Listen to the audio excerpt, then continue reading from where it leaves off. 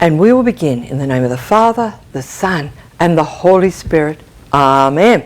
And g'day, it's super cool you could find time to join us. For today's reading, Psalm 37 invites us to see evil and wickedness through God's eyes, and also to assess our reactions to evil and wickedness. Now, I am fairly confident that you would know that not all of the Bible is narrative detailing historical facts. And yet, unfortunately, there is an all too easy problem that people tend to get themselves into when reading the Bible, which is reading along as if it is all a historical narrative. And I got to admit, there are times when you're all half asleep, and that is all too easy to do. And so we miss the change in literary style and just keep reading it in our minds as factual history. Nope, not a good idea at all, as the Bible is not just one literary genre. In fact, it's not even just two genres. Actually, there are 8 defined styles of genres within the Bible. And within that, there are subcategories. So even when you are reading silently, you do need to keep an eye out for changes in literary style. And yes, it can get very confusing, as some books like Exodus have more than one genre in them. And so you are reading a narrative detailing genealogies in dull prose, and then suddenly you find yourself in the middle of exciting historical events. Then it switches back to narrating the details of the journey. Or, in the blink of an eye, you could be reading poetry. But in your head, you have read it all in the same monotone voice. And so you have missed some of the excitement and emotions involved in the narrative. And what is even sadder is when we do that to the Psalms. Now, I don't know about the readers in your church, but every reader of the Psalms I have heard has read it like it was an Old Testament narrative. And just no, seriously, we need to stop doing that. Psalms are poetry and hymns that are to be read with emotion, to convey the feelings. So for crying out loud, please don't read the Psalms in a boring, monotone voice, even when reading them in your head. This would be like taking the most upbeat, energetic song you know and saying it like you were reading some boring government policy document that you have absolutely no interest in. Could you imagine listening to Queen's "We Will Rock You" or "We Are the Champions" spoken in a dry, boring voice? Or what about ABBA's "Dancing Queen" in dry pose monotone? You definitely wouldn't want to be dancing and singing along to the songs, whereas just thinking about those songs and their music makes me want to sing and dance. Well, I'm not going to, of course.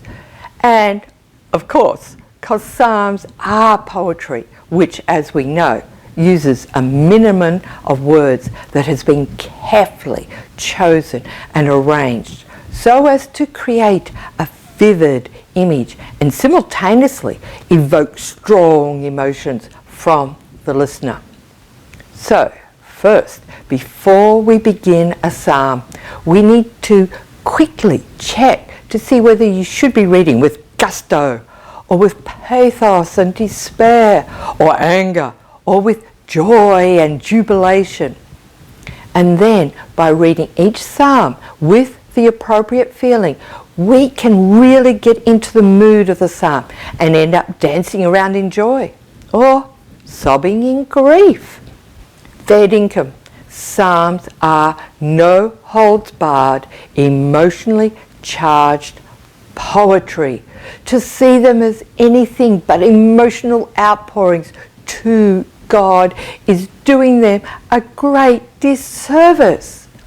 And today's psalm is really, really cool in the way it takes us on a roller coaster ride of emotions as it paints a picture to show us that we need to stop looking at things through the world's standards and instead look at what is happening through God's eyes.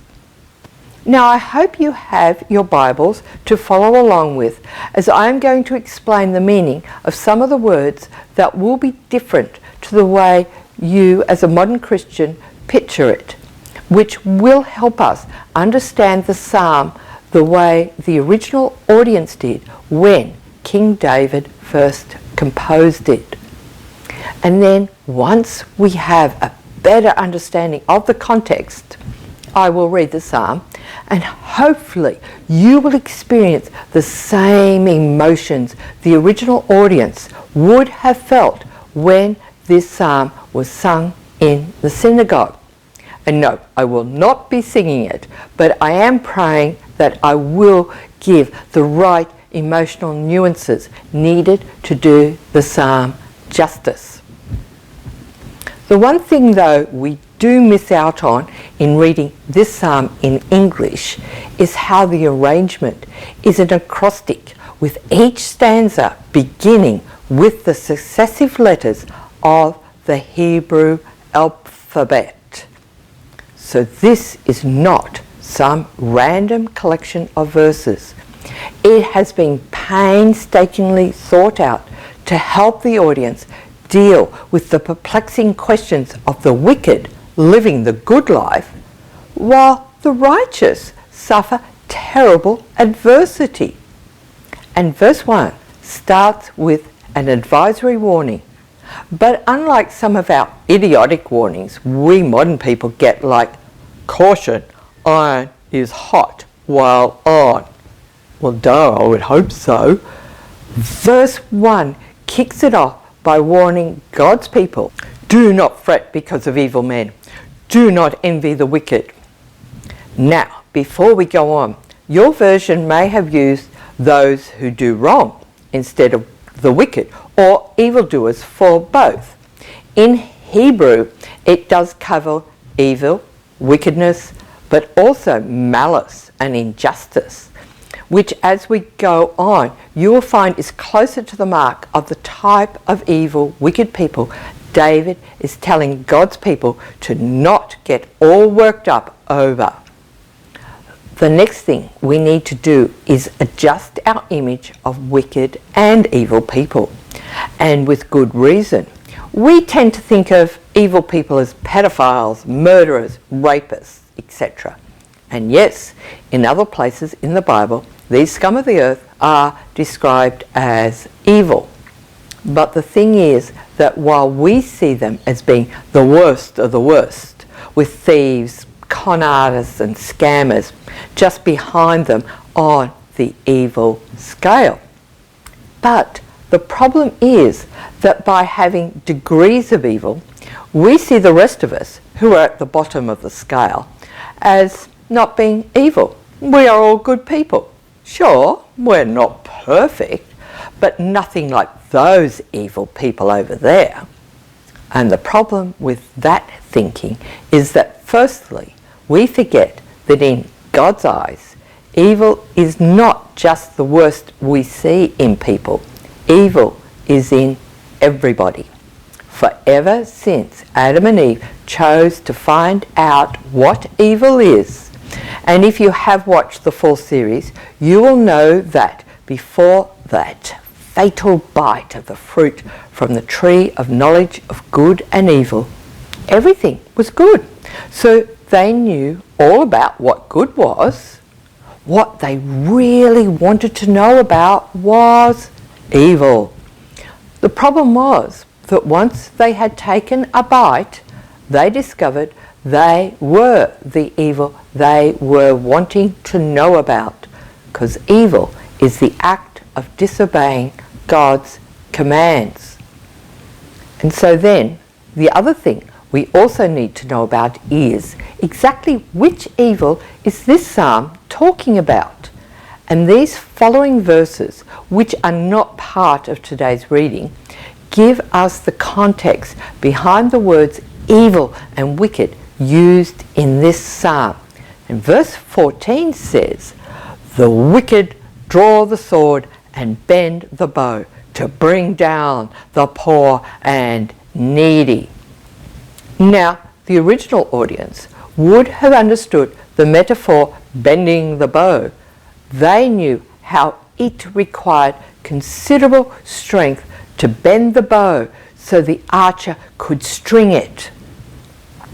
And so they got this picture of someone not only using their power and strength, but how they were targeting the poor and needy, exploiting them for their own personal gain. And then in verse 21, we are told, "The wicked borrow and do not repay." This is clearly pointing the finger at people who deliberately borrow with no intention of repaying the loan. And then the psalm, by immediately following up with the opposing virtue, "The righteous give generously."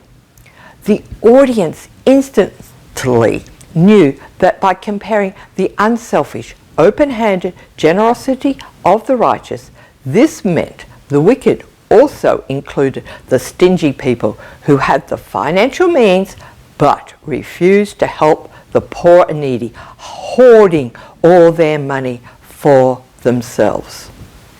It certainly does change the way I think about what is being said about wicked people and how it makes it very relevant to our own modern lives. Because the majority of us, while solving the problems of the world with other people, we tend to question, why aren't the super rich people helping the poor? There would be no poor people if they gave away a fraction of their huge wealth. And maybe you are going, but that's not true. Wait a minute. Some super wealthy people are generous. Hey, look at Bill and Melinda Gates and the $50 billion they have donated to causes. I am sorry, but while it does seem like an awful lot of money to us ordinary, everyday people, but let's put that $50 billion into some perspective. Firstly, Bill Gates donated that amount to his charitable foundation, which then, from the interest earned, donates to causes, some of which he has an invested interest in. And furthermore, when you stop and think about it, that money is held in trust. So if the trust account is ever dissolved, he gets his money back. And secondly, assuming my maths is right, when we break down the $50 billion over the 17 years of donations to a yearly figure, it comes to just over $8 million a year. Well, yes, still an incredibly large amount of money. Until you realise he earns $10.1 million in a single day. So it's not even a day's earnings he has donated over the entire year. Therefore, what he gives away in a year is a drop in the bucket of his enormous wealth. So it is not even close to sacrificial giving. In fact, God would count his and the other so-called philanthropists like him stingy. Therefore, they are, in God's eyes, counted among the wicked. And it's into this context that the psalm tells us we are not to fret and be envious that they can give what appears to be enormous sums of money. For if they, say someone on New Start gave $50 in a year, they have actually given a bit more than a whole day's pay. And so as there is not much disposable income left to pay bills and survive on, they have gone way above and beyond Bill Gates in sacrificial giving. The psalm is reminding the audience there is no need to fret, because God doesn't see the actual dollar amount, but the impact your giving has had on what you have had to go without. Therefore, the first context when we read the words evil or wicked in this psalm is someone who hoards their wealth and doesn't give generously to help the poor and needy. And then in verses 16 and 17, the psalm gives God's people a good reason to not fret over their wealth. The little that the righteous has is better than the abundance of all the wicked, for the power of the wicked will be broken. And then in verses 12 and 32, David has also provided the audience with a second context as to what actions God considers evil and wicked, which are very pertinent to God's people, as we hear in verse 12 how the wicked plot against the righteous and gnash their teeth at them. Now, the metaphor gnash their teeth is giving the audience a picture of someone who is like so angry they are boiling over with rage and are getting so hostile towards someone that it is a strong possibility they are considering how they could harm them in some way. And then in verse 32, the wicked lie in wait for the righteous, seeking their very lives. And this is the wickedness that the opening lines are talking into. People who have flagrantly disobeyed God, walking away from Him before giving God a chance to prove Himself to them, and picking on those who continue to believe in God despite their antagonism towards them. And they're going to God, oh, up yours. No, I don't want to have anything to do with you, God. And you who believe in Him are nothing but dead set drongos. I'm going to live life my way, and it will be all good.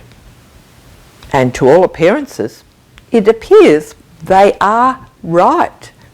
So with that context in mind, as we read the psalm, we see it has this great structure to it as it goes on to explain why God's people are to not fret over the way the wicked seem to have it so good.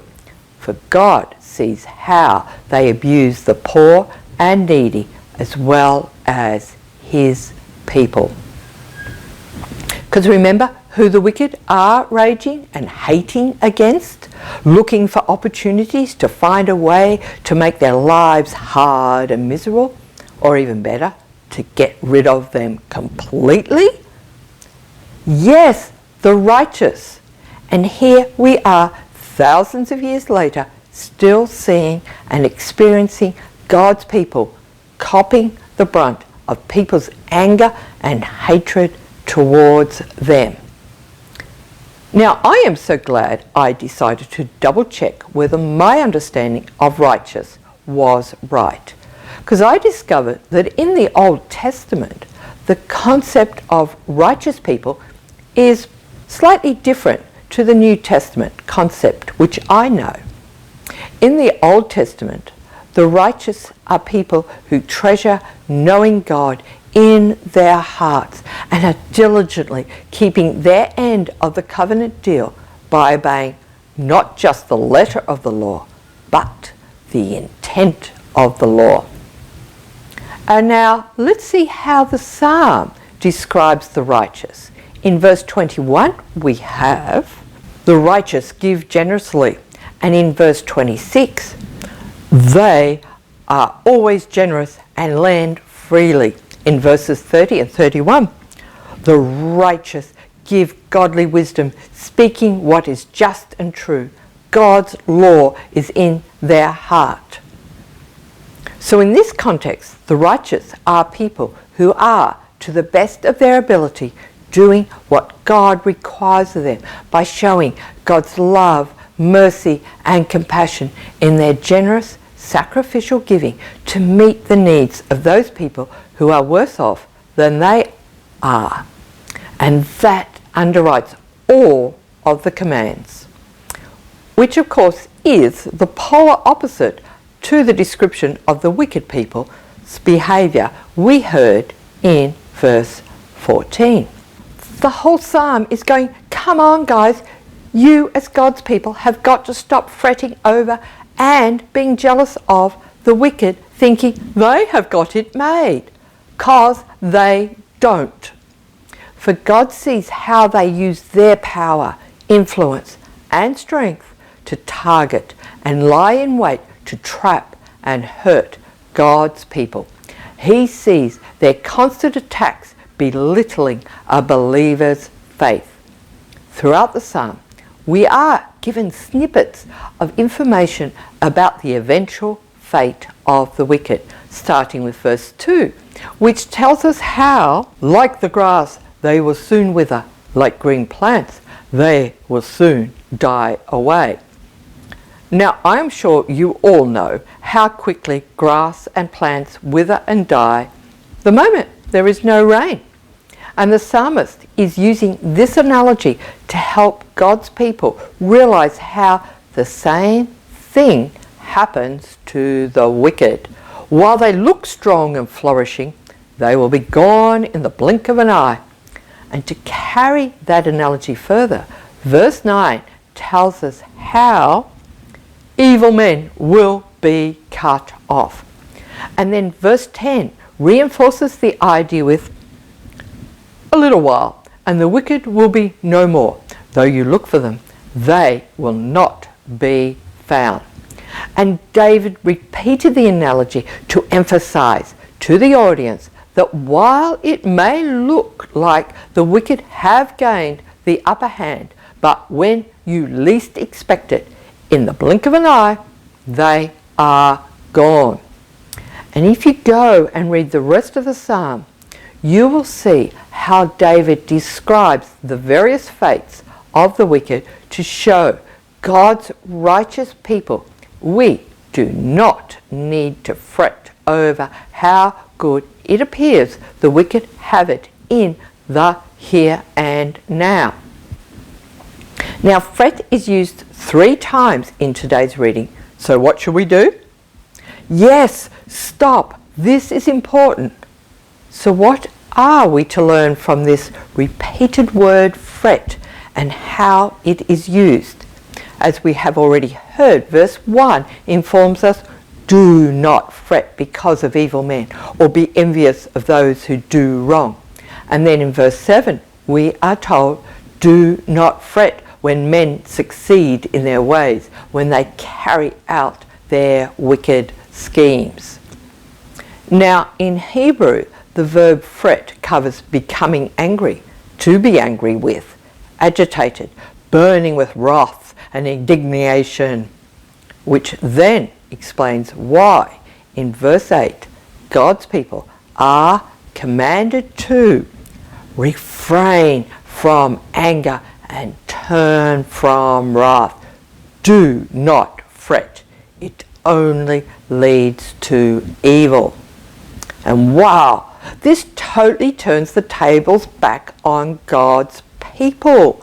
For if we are fretting to the point of becoming angry, agitated and envious at how the wicked get it so good when we don't, then we have become just as bad as them. Ouch! In God's eyes, we have then become evil and wicked ourselves. And the psalm also balances out the negative behaviour by giving us plenty of examples of positive behaviour that will kill any fretting and anger towards the wicked, showing in verses 7 and 8 how God's people should be still before the Lord and wait patiently for him. Refrain from anger and turn from wrath. Do not fret. It leads only to evil. Now, for the fact that David had to remind his audience that they need to be still and wait patiently for the Lord to act, I think they must have struggled with the concept just as much as we modern Christians do. It is hard for us to give up control, to say, oh, okay, God, we will accept that you know what you are doing in allowing whatever it is that is causing us to fret and get anxious. And of course, that problem stems way back to Adam and Eve deciding they know better than God what was good for them. And so ever since, it has been this constant struggle to go against the idea that we do know better than God and allow ourselves to be still and wait patiently for God to do it in his way and in his timing. But the psalm makes it perfectly clear that this is the only way to go. It is the only way to stop fretting and getting angry and to stop becoming evil and wicked like those we are railing against. And I'm going to give you another verse that's not in today's reading, just because I reckon it gives us a great reason to not fret. After describing the wicked gnashing their teeth at the righteous, we hear in verse 13, "But the Lord laughs at the wicked, for he knows their day is coming." And wouldn't it be great if we could join the Lord in laughing at the wicked? Oh, no, 1,000 times no. Not laughing in their faces, rubbing their ultimate fate into them. That is not how God's people should act. In fact, we should be sorry for them.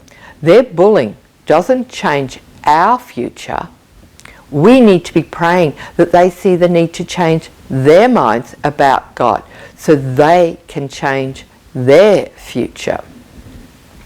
But even before our prayers are answered and they change their minds about God, and while they are still trying to make life miserable and hard for us, by smiling and laughing inwardly, knowing how, while they think they have it over us, they are not so high and mighty in God's eyes. And that will help stop us from fretting and getting angry and lashing back at them because of how unfair they are making life in our eyes.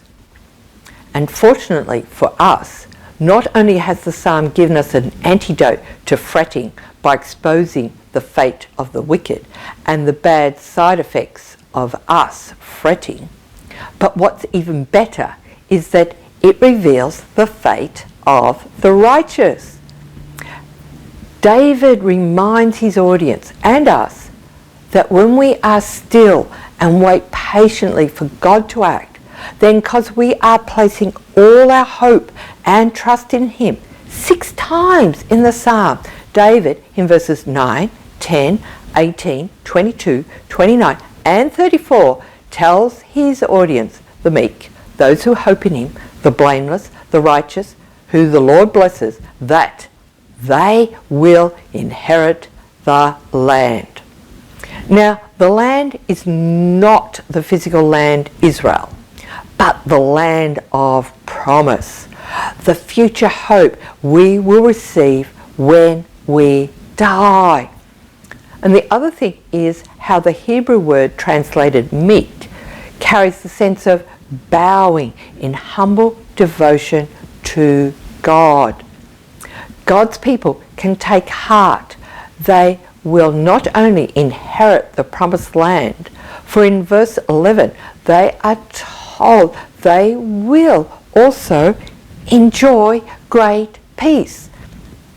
The idea behind the word great is abundance. They will be enjoying peace beyond measure. It will more than make up for the difficulties they faced during their lives. And in verses 3 to 5, David counseled God's people to trust in the Lord and do good, dwell in the land and enjoy safe pasture. Delight yourself in the Lord, and He will give you the desires of your heart. Commit your way to the Lord. Trust in Him, and He will do this. Firstly, did you notice how the section began with trust in the Lord and finishes with trust in Him? More repetition to take notice of. David is making it perfectly clear that God's people are to trust that God does know what He is doing in allowing this unfair state of affairs to not only continue but to flourish. Despite all appearances to the contrary, we will get the desires of our heart. And no, don't go getting all exciting thinking, yay, I'll get the house of my dreams, or the man or woman of my dreams, or whatever it is you are desiring as being it to make you happy. No. Remember, this is talking about the righteous, the people who are wholeheartedly committed to showing how they love God by keeping His laws. So the ultimate desire of their heart is to be closer to God and to really know Him.